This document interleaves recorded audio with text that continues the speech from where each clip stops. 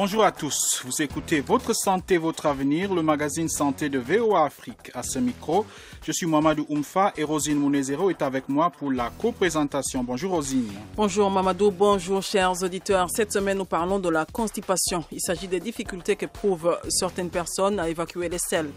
Dans cette édition, un spécialiste nous parlera des complications qui peuvent en résulter. L'absorption intestinale va être perturbée. Ça peut jouer sur l'organisme en termes de manque d'apport. Les gens qui sont très constipés vont avoir du sang dans les selles et donc c'est l'une des causes que nous retenons le plus en Afrique à l'origine d'hémorroïdes. Et comme nous le verrons, ce sont le plus souvent les habitudes de consommation et la qualité des aliments consommés qui favorisent la constipation.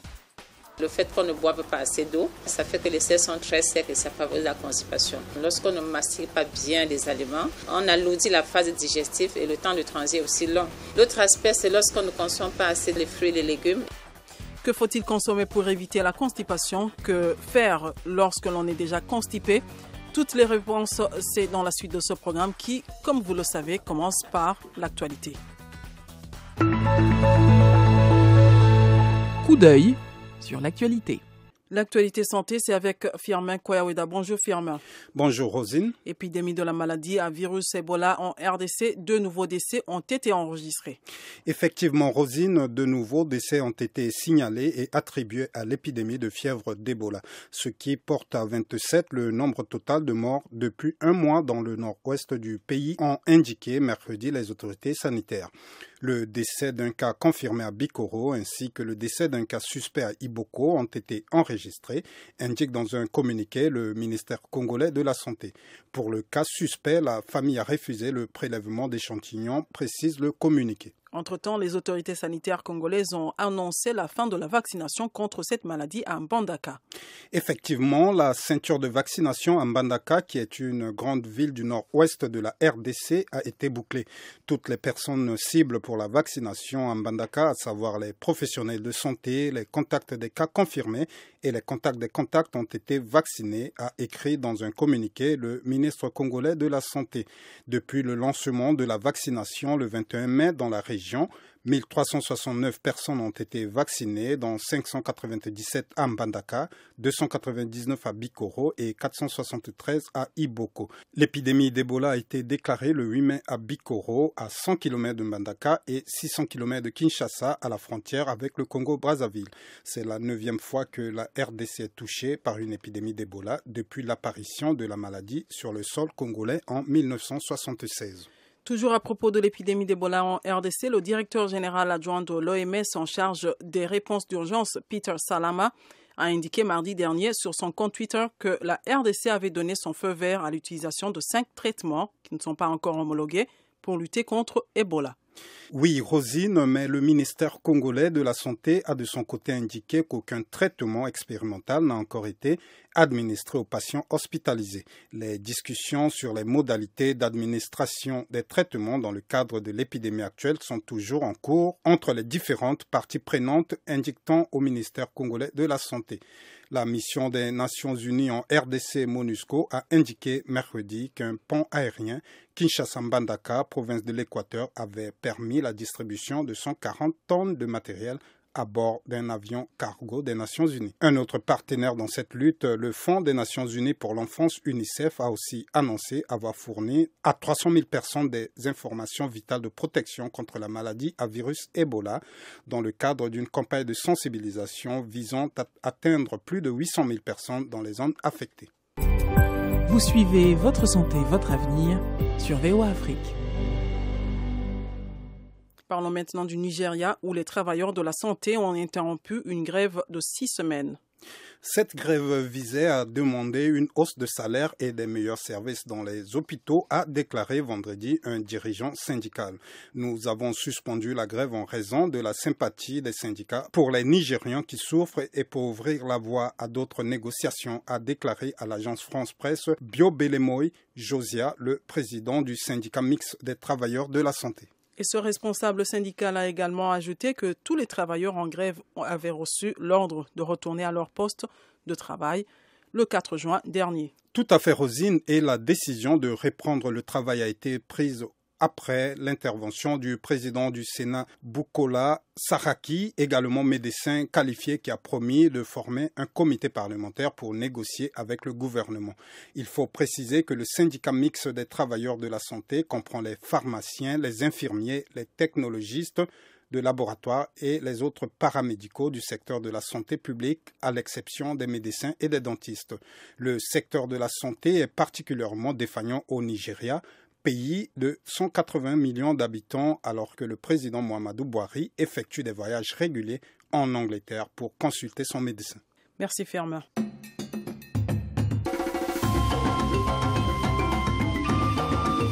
Votre santé, votre avenir, l'invité de la semaine.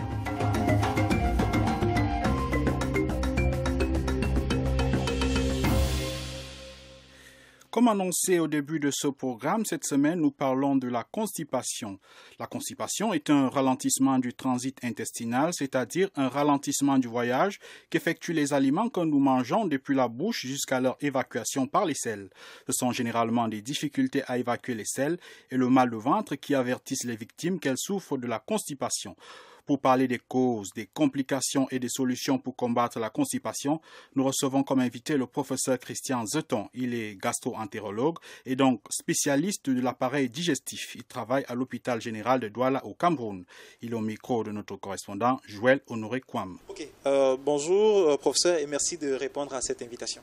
Merci beaucoup, c'est moi qui vous remercie. C'est quoi la constipation? Alors la constipation, la définition médicale et surtout gastro-entérologique, c'est des gens qui font moins de 3 selles par semaine. Alors en Afrique, les malades vont interpréter leur propre définition et beaucoup de gens pensent que quand vous allez à la selle et que c'est dur, il s'agit de constipation. On peut juste accepter que c'est une tendance à la constipation, mais il faut signaler que beaucoup de nos malades ont en fait ce qu'on appelle une constipation terminale, c'est-à-dire que les selles arrivent dans le rectum et ils ont des difficultés à les expulser.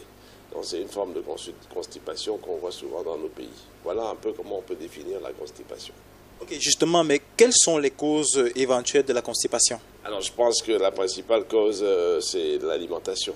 Bien sûr, les gens qui ne boivent pas assez d'eau, qui ne mangent pas assez de fruits ou de légumes vont avoir tendance à être constipés. Vous voyez donc que c'est des choses qu'on va adapter dans le régime. Mais aussi, l'alimentation africaine avait beaucoup de féculents, des choses comme les plantains, le riz, tout ça, ça constipe énormément. Et puis, il faut dire que de plus en plus, nous avons des gens qui passent vers l'obésité et donc la faiblesse de la paroi abdominale, ce qu'on appelle la sangle abdominale, va contribuer à la constipation. Il faut muscler cette sangle pour être moins constipé. Okay. Justement, est-ce qu'il y a des personnes qui sont plus à risque, exposées à la constipation, comme des enfants obèses Non, je pense que oui, les obèses, je viens de le dire, vont être exposés, mais le reste de la population, si vous avez le respect des règles d'hygiène dont je parlais en termes de boire de l'eau, manger des fruits et des légumes, vous ne serez pas constipé. On pense qu'il y a des familles où les gens ont tendance à être constipés, mais ce n'est pas vraiment démontré. Donc je crois qu'il n'y a pas de risque si vous respectez les règles alimentaires de manger moins de féculents. Nous avons énormément de féculents très durs dans notre alimentation qui vont constiper. Et justement, quelles peuvent être les complications les plus graves d'une constipation d'après vous?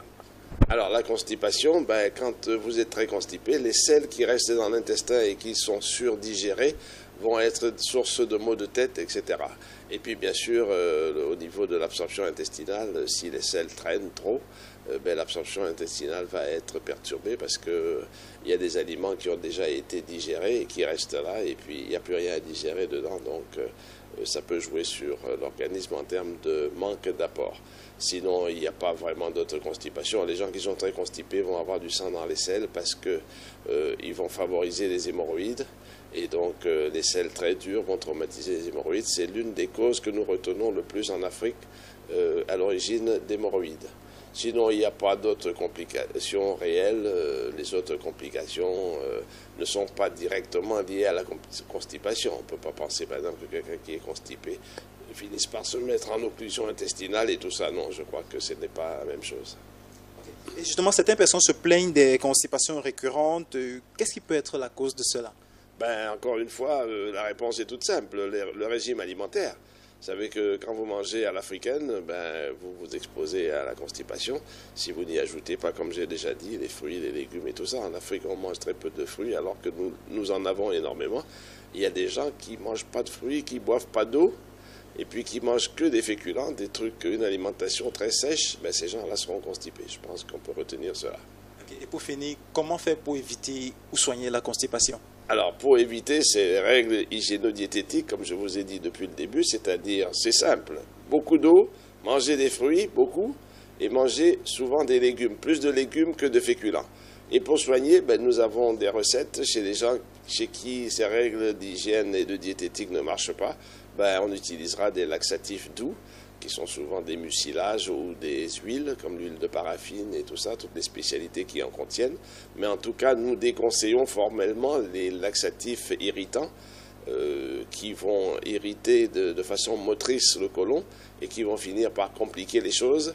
Et le risque extrême avec ces laxatifs irritants, c'est de créer ce qu'on appelle la maladie des laxatifs. C'est-à-dire que l'intestin va être intoxiqué et va se paralyser et dont le résultat que vous cherchiez sera l'inverse.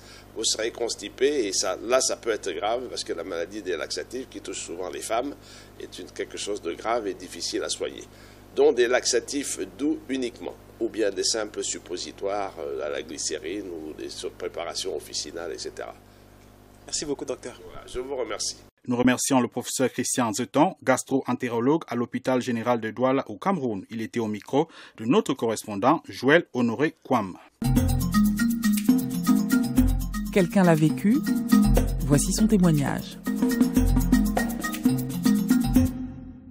La constipation est souvent causée par certains aspects de notre style de vie, comme ne pas manger assez de légumes, ne pas boire suffisamment et ne pas faire régulièrement de l'exercice, ainsi que par d'éventuels troubles psychiques comme le stress, la dépression et l'anxiété. Mais dans la majeure partie des cas, ce sont nos habitudes alimentaires qui favorisent la constipation. C'est pourquoi nous avons contacté une nutritionniste, Marthe-Élise Tanqueux, puisqu'il s'agit d'elle, est nutritionniste et diététicienne à Douala au Cameroun. Elle nous explique quand, comment et ce qu'il faut manger pour éviter la constipation. Elle est au micro de notre correspondant Joël Honoré Kwam. Ok, bonjour madame. Ok, madame Tanqueux, est-ce qu'il y a des aliments qui favorisent la constipation? Si oui, quels sont ces aliments? Merci. Avant de répondre à cette question, il faut déjà définir ce que c'est que la constipation. La constipation, c'est la difficulté de faire les selles ou bien les selles très espacées parce que nous sommes constipés lorsque nous considérons que moins de 3 selles par semaine, on considère que vous êtes constipé.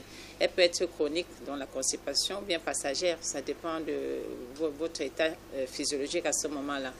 Alors, à partir du moment où la constipation est installée, il s'avère avoir un régime alimentaire assez sain pour pouvoir venir à bout de la constipation. Alors, il y a des aliments qui peuvent favoriser la constipation. Premièrement, le fait qu'on ne boive pas assez d'eau, ça fait que les selles sont très secs et ça favorise la constipation. Le deuxième aspect, c'est la mastication. Lorsqu'on ne mastique pas bien les aliments, on alourdit la phase digestive et le temps de transit est aussi long. Donc, ça favorise la constipation.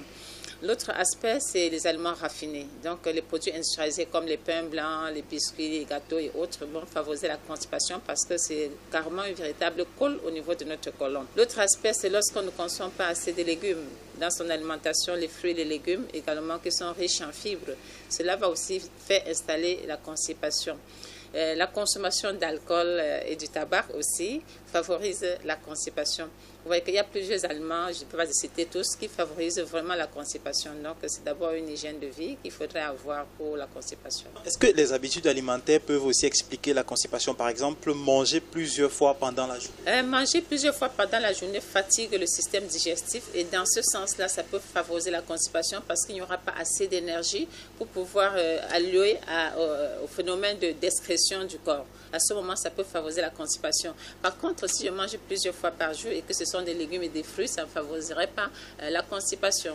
Donc, ces habitudes-là, c'est important de savoir. L'autre aspect, c'est que les gens, dans leurs habitudes, mangent en étant pressés.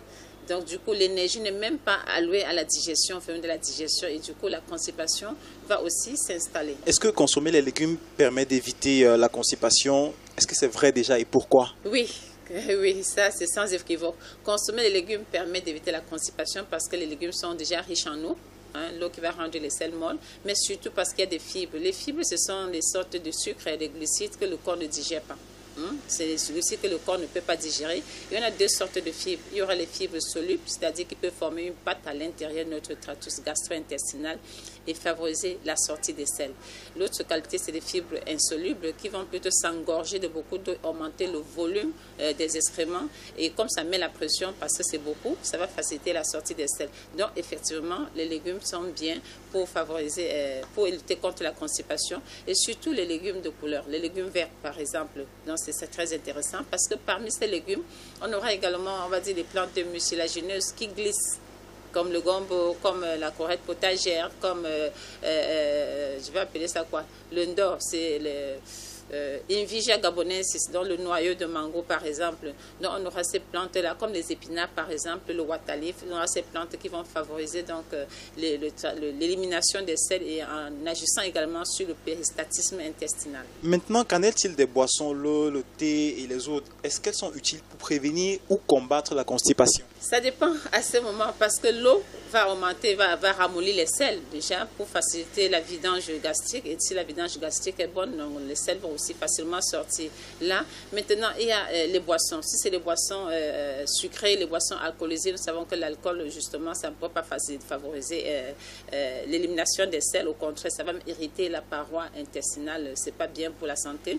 Mais les autres boissons, qui ne sont pas forcément des boissons nutritives, comme le thé et les tisanes, pourraient, si c'est des formes laxatifs doux, parce que si vous en prenez beaucoup, vous devenez dépendant. C'est là l'inconvénient de prendre le thé pour pouvoir aller à la selle.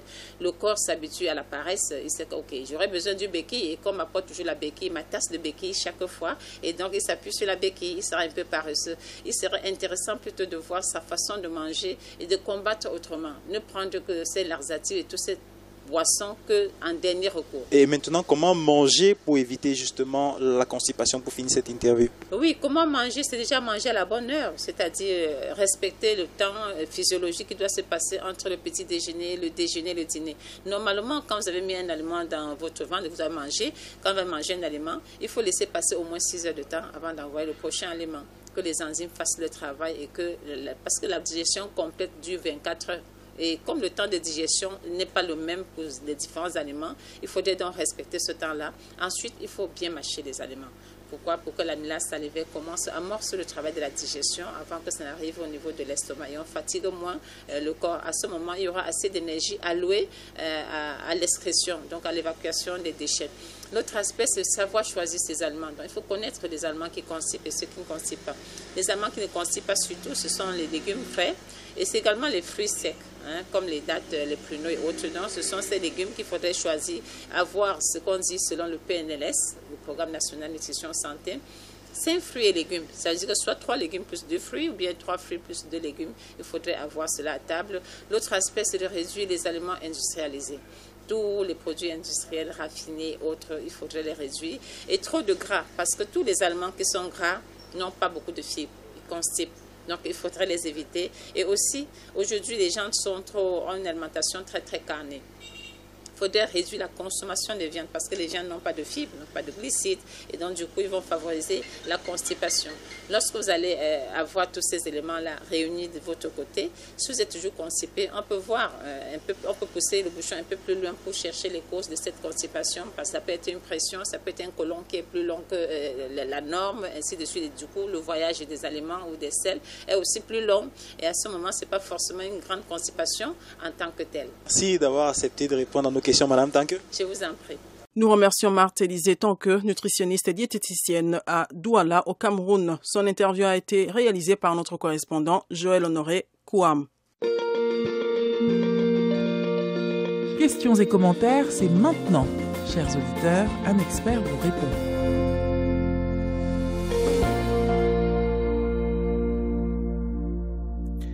Et c'est le moment, chers auditeurs, où nous vous donnons la parole pour poser vos problèmes de santé. Notre consultant, le docteur Aman Genkap, a répondu à vos questions. Le docteur Genkap est médecin urgentiste et praticien au Centre hospitalier universitaire de Soissons, en France.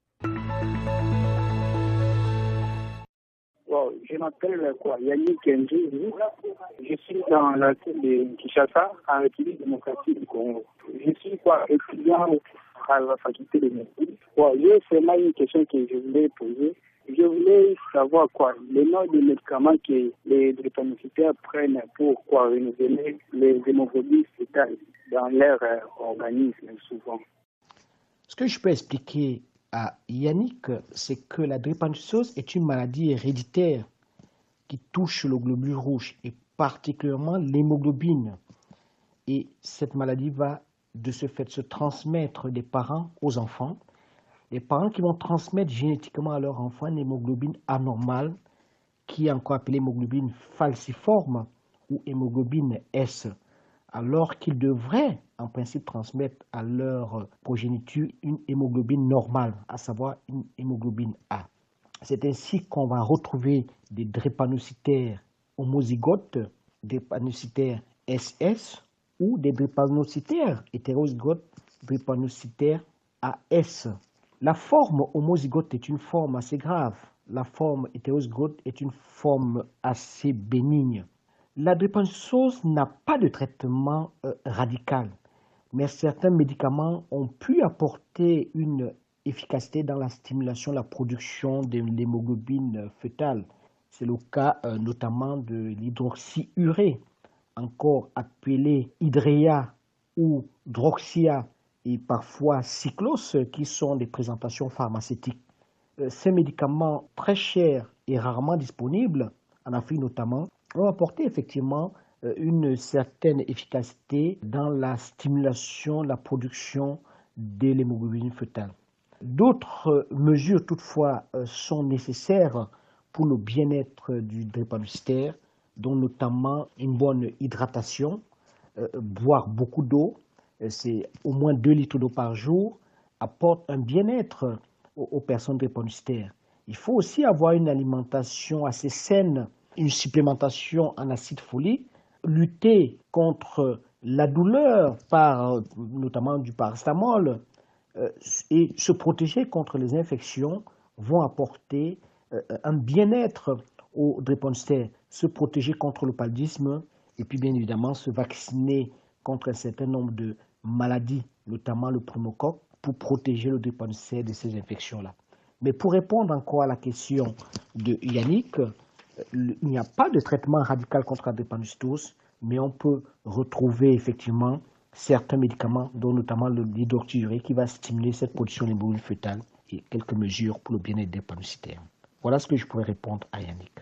Docteur, comment expliquer qu'aujourd'hui il y a des femmes qui mettent au monde des enfants qui ont des malformations? Des enfants qui naissent au monde avec des malformations, on qualifie ces malformations de malformations congénitales. Et les causes des malformations congénitales sont multiples. Je vais ici énumérer notamment 3 causes. La première cause de ces malformations vont être des anomalies chromosomiques, à savoir qu'il y a une aberration au niveau de la structure du chromosome. La deuxième cause, qui représente à peu près un tiers des causes qu'on peut retrouver dans les malformations congénitales, ce sont des anomalies génétiques, à savoir qu'il y a une mutation dans les gènes des cellules lors de la constitution de l'enfant. Et la troisième cause, c'est ce qu'on appelle les embryopathies. Les embryopathies, en fait, c'est des maladies de l'embryon. Et là, c'est souvent là où nous retrouvons la majorité des causes qu'on peut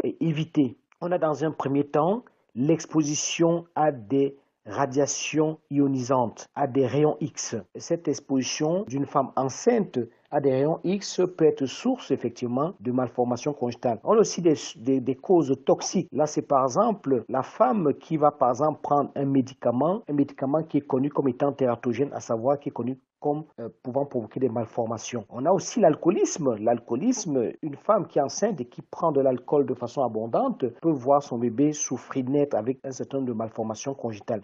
Et puis il y a un certain nombre d'infections aussi qui peuvent être des causes de ces malformations congénitales-là. La rubéole, cytomégalovirus, la toxoplasmose, qui est une maladie parasitaire, la rubéole. Donc ça, c'est des causes infectieuses qu'il faut vraiment éviter chez la femme enceinte. Une femme enceinte doit vraiment éviter d'attraper ces maladies-là, parce que c'est des maladies qui peuvent provoquer ces malformations chez le bébé à sa naissance. C'est pour ça que le conseil que je vais pouvoir donner à cet auditeur, c'est vraiment pour éviter ces malformations congénitales. Si on ne peut pas faire grand-chose concernant les les anomalies chromosomiques ainsi que les anomalies génétiques, il faudrait surtout éviter d'être exposé à des facteurs environnementaux comme les rayons X, la prise de médicaments qui peuvent être délétères et l'exposition à certaines infections. Et voilà comment on peut éviter certaines malformations congénitales chez un enfant. Bonjour docteur, mon frère a 10 ans et fait encore pipi au lit.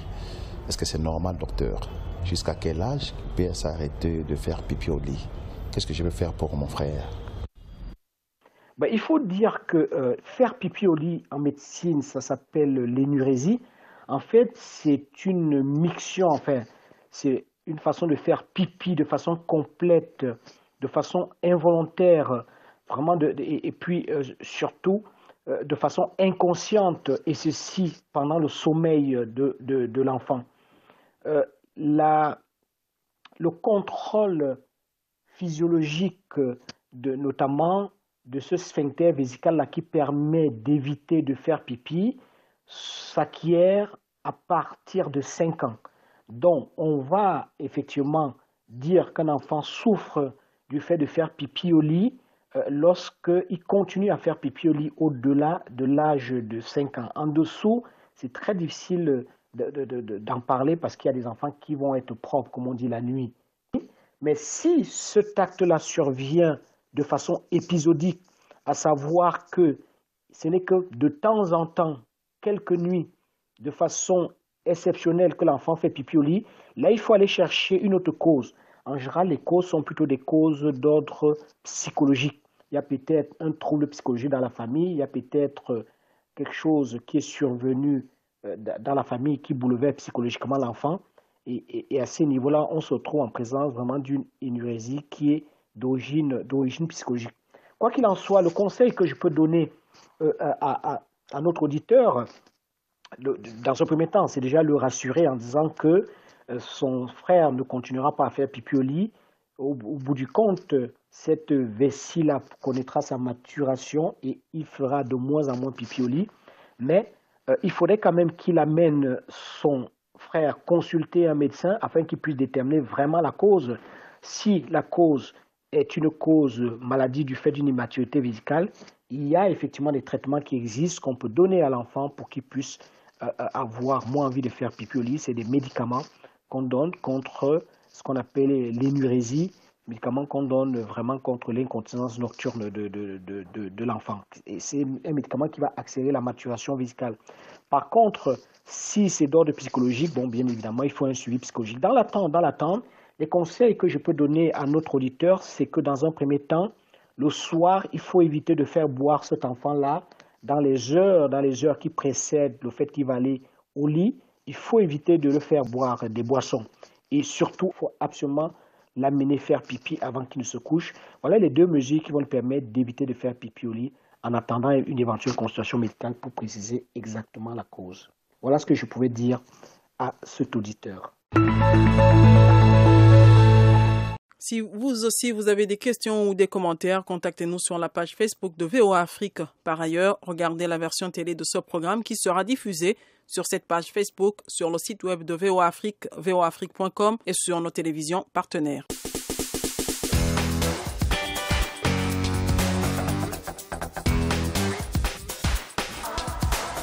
Et c'est ici que prend fin votre santé, votre avenir. Cette édition était consacrée à la constipation. Il s'agit d'un trouble digestif qui se caractérise par une émission difficile et rare des selles. Pour en parler, nous avons reçu comme invité le professeur Christian Zeton, gastro-entérologue à l'hôpital général de Douala au Cameroun. Il nous a parlé des conséquences, des causes, des complications et des solutions pour combattre la constipation.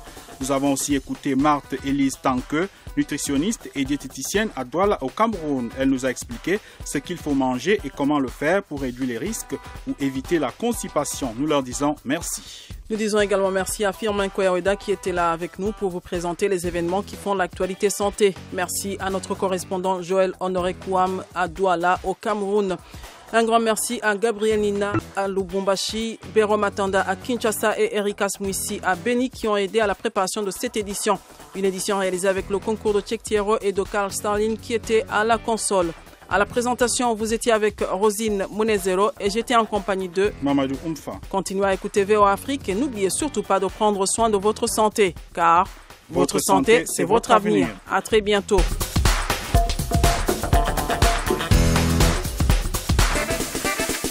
C'était Votre santé, votre avenir, une production de VOA Afrique. Pour vos commentaires, vos questions ou vos témoignages, retrouvez-nous sur voaafrique.com ou sur notre page Facebook VOA Afrique.